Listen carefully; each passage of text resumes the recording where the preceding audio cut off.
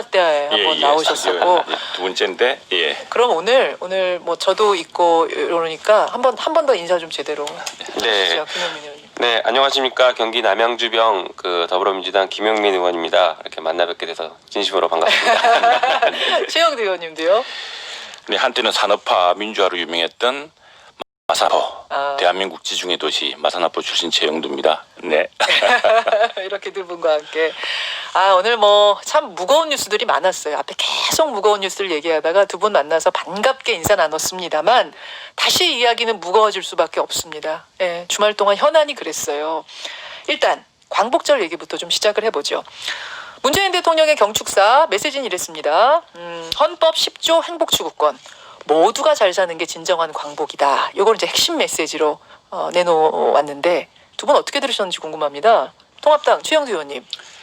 네, 우선에 우리 정부, 대한민국 정부의 존재 이유가 국민의 행복을 위한 것이고 이건 헌법 10조에 있습니다. 헌법 10조에 있는데 이게 1980년부터 대한민국 헌법 10조에 들어갔던 이야기고 역대 대통령들이 다 강조를 하셨죠. 지난 대통령 박근혜 대통령 당시에는 취임 일성이 국민 전체 행복이 아니라 국민 한 사람 한 사람의 행복이라고 아주 한 사람 한 사람이란 걸 특정한 적이 있습니다. 그건 뭐 역대 정부 대통령 모두의 임무이자 그 역할이 될 텐데 문제는 그것이 말과 캐치프레이즈가 아니라 실제로 정책이 효과를 거두어서 사람들이 편안하고 걱정이 없도록 해야 되는 건데 뭐 최근에 부동산 문제도 그렇고 일자리 문제, 대외 여건 같은 게 모든 게 어려워서 그것이 말로만 그치지 않고 진실로 모든 가정의 행복 국민 한 사람 한 사람이 행복할 수 있도록 우리 대통령과 정부가 열심히 일해줬으면 좋겠습니다. 네, 김용민 의원은 어떻게 들으셨어요? 네, 지금 뭐 75년 전에 우리 대한민국이 광복을 맞이하긴 했는데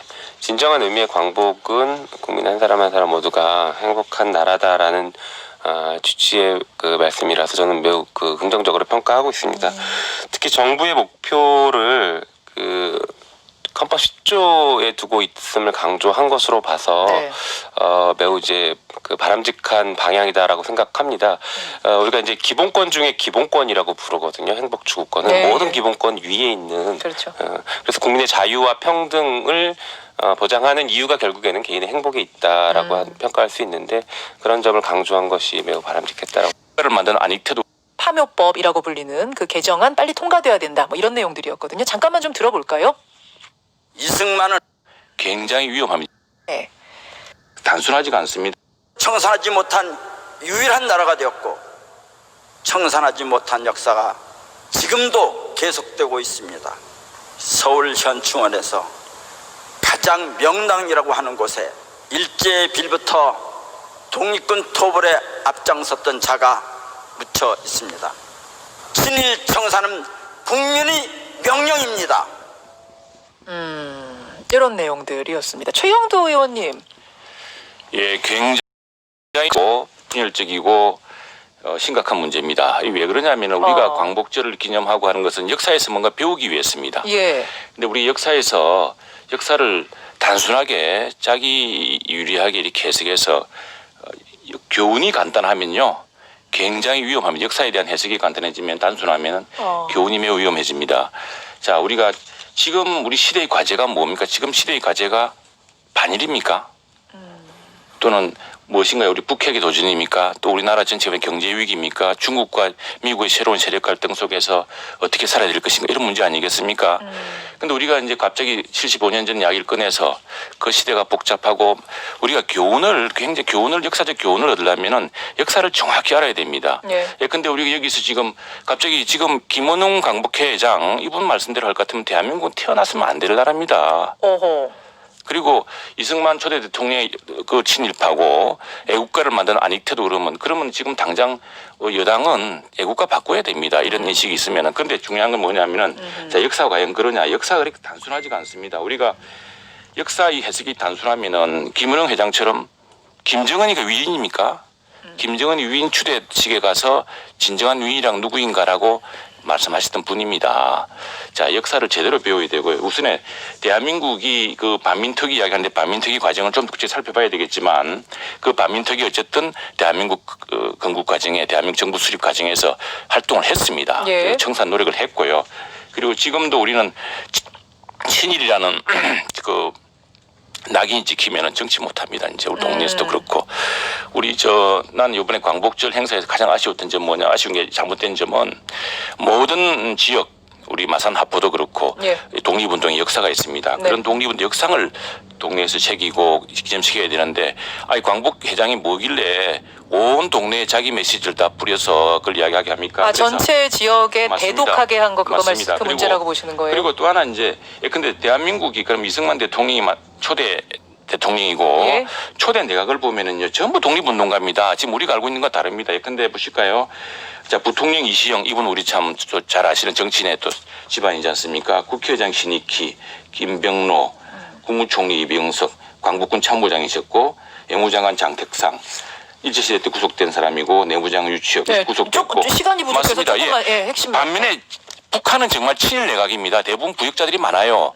근데 그런 역사적 사실을 제대로 봐야 되고 아닉테만 하더라도 그럼 그분이 왜 외국 사시면서 굳이 1930년 40년대에 대한민국의 독립을 바라는 그런 독립을 바라고 우리 민족이 거쳤던 고초를 겪어서 그 만세라고 부르는 그런 대한민국 환타지를 만들었을까?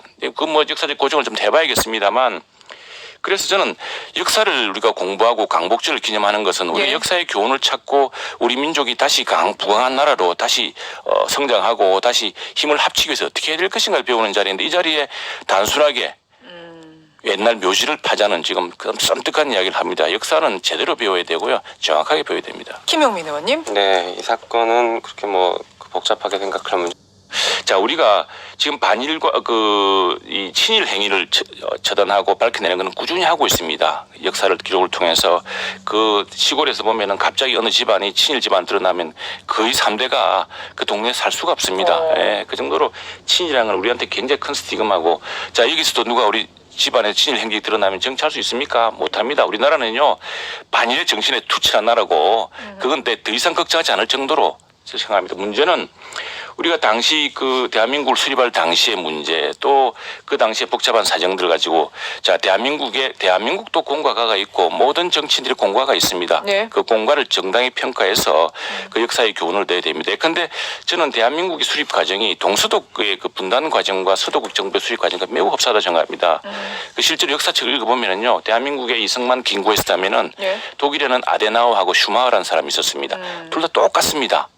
한 사람은 친서방을 통해서 서독을 우선에 발전시킨 다음에 예. 통일을 이루자는 것이고 한쪽은 김구 선생처럼 무조건 통독을 통해서 하자는 것이고 예. 자 그런 역사적 교훈을 한번 되살펴서 그 시절에 우리는 어떤 선택을 해야 되는지 지금 더욱이 지금 미중 간의 갈등 또 일본의 그런 저런 태도 또 북한의 우리 생각과 달리 북한은 자꾸 우리를 도발하고 우리를 조롱하고 북핵 능력을 강화하고 우리 핵을 잊고 살고 있습니다. 지금.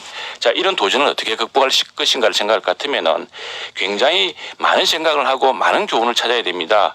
자 역사가 단순하면 저는 김구 선생 그럼 아드님 중에 김신 장관이 있습니다. 예. 그러면 이 김원웅 회장처럼 이야기한다면 그럼 김신 장관은 선친이 이제 해방 전국 6.25 전에 이제 돌아가셨잖아요. 암살을 당했죠. 네.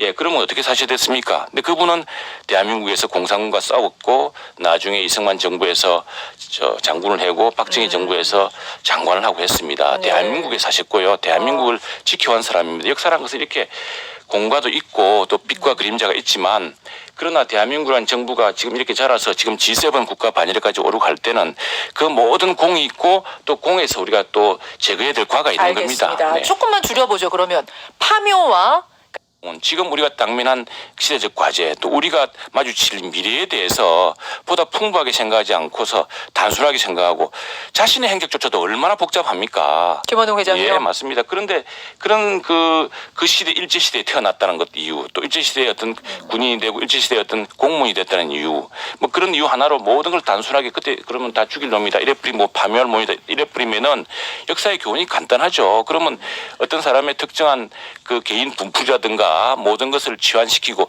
지금 이런 식으로 이제 상대당에 대해서 이런 모독적인 발언을 합니다. 이게 난 굉장히 분열적이고 이게 과연 우리 시대의 미래를 개척하기 위해서 좋은 일이냐? 이 뭐 지금 자, 네, 최 의원님, 그 잠깐 제가 하나 덧붙이고 그래서 원리주의가 난그 문제를 생각합니다. 모든 것을 진중권 전 교수가 이런 얘기를 했더라고요. 여당의 지지율이 떨어지니 이른바 토착외구 프레임을 다시 끌어오는 거 아니야? 여기에 그러면은 동의하신다는 말씀이세요? 항상 그래 왔고요. 저는 아까 그래서 우리 김용민 의원 말씀과 정반대로 저는 지금 북한의 위협이라는 것은 엄연한 현실이고요. 지금 일본의 극우라든가 이런 보면 대부분 원리주의자입니다. 대부분 모든 것을 딱 일도 양단 맞추는 알겠습니다. 저 김용민 의원 발언 기회 드려야죠. 네, 이걸 자꾸 김원웅 친일파 있었는지 한번 살펴주시고 그다음 두 번째는 친일 경찰들이 같지 역사는 않습니까? 친일 경찰을 그것도 일부의 사실이고요. 그 역사의 교훈을 배우려면 우리가 똑바로 배워야 된다는 거죠. 오늘 알겠습니다. 예. 알겠습니다. 두 번째 주제가 커가지고 좀 시간도 별로 없는데 제가 넘겨야 될 것 같아요. 일단은 검찰개혁 얘기를 잠깐 좀 하고 갔으면 좋겠어요. 왜냐하면 김용민 의원은 또